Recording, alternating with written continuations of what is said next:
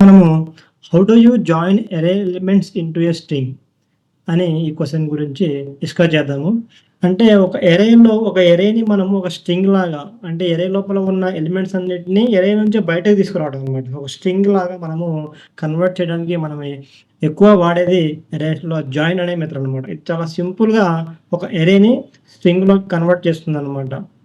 డిఫాల్ట్‌గా మనకు కామాను పెట్టేసి ఇది ఎక్కువగా కామాతో మనము ఏం చేస్తాము, ఎందుకంటే ఎరేలో ఎలిమెంట్స్ కూడా కామాతో మనకి సెపరేట్ అవుతాయి కాబట్టి ఇక్కడ కూడా కామాతో మనము చేస్తామనమాట జాయిన్ మెథడ్. జాయిన్ మెథడ్ యొక్క ముఖ్య ఉద్దేశ్యము ఎరేని ఎరే ఎలిమెంట్స్‌ని ఒక స్ట్రింగ్‌లో కన్వర్ట్ చేస్తుందనమాట.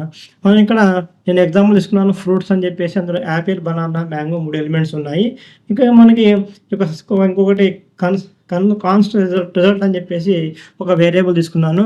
దానిలోకి నేను ఏం చేస్తున్నానంటే ఫ్రూట్స్ అనే ఏరియాని ఏం చేస్తున్నాను, జాయిన్ మెథడ్ అప్లై చేస్తున్నాను. ఫ్రూట్స్ డాట్ జాయిన్ అని చెప్పేసి జాయిన్ మెథడ్ అప్లై చేసినప్పుడు మనకి ఈ డబుల్ కోట్స్ కానీ సింగిల్ కోట్స్ కానీ పెట్టుకుంటే ఏమైందంటే మనకి ఏమవుతుంటే అది స్ట్రింగ్‌లోకి మనకి కన్వర్ట్ చేస్తుందనమాట.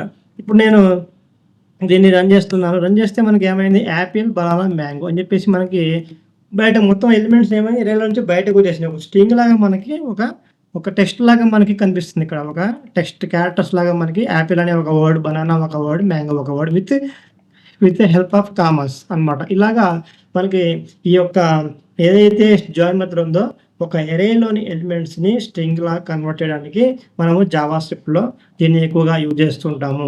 చాలా చాలా ఇంపార్టెంట్ అనమాట. ఇది మనకి జాయిన్ మెథడ్.